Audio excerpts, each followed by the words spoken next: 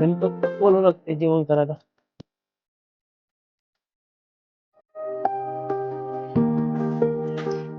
अरे गणपत, चल जेवण घेऊ. आलो रे आलो.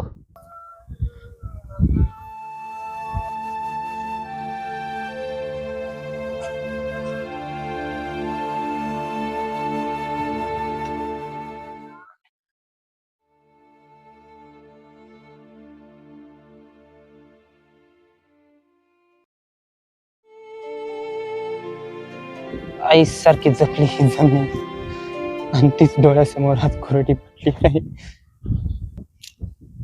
घाम गाळूनही हात खोरडेच पडले. अरे काय गणपत, का बरं एवढा चिंतित आहेस तू? अरे बघ ना रोहन, देवही बहुतेक शेतकऱ्याची परीक्षा घेत आहे. अरे काळजी नको करू, एक दिवस येईल तुझा पण. अरे शेतकऱ्याच्या नशिबात सुख आहे तरी कुठं आहे? गणपत, अरे इतकं बी मनात लावू नको रे. हो रोहन, कर्ज काढून मी शेती केली रे. निसर्गानं पण साथ दिली नाही मला.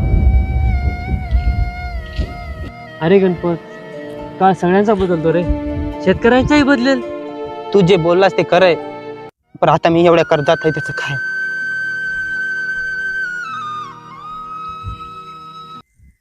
आता हे कर्ज फेडू कसं मी?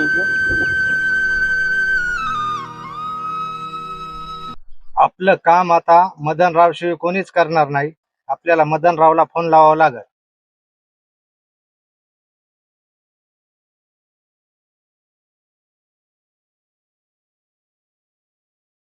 हॅलो मदनराव, आपल्याला तहसीलला काम आहे, तहसीलला जायचंय. आलो 10 मिनिटात आलो. हो ओके. येऊ का तिकडं?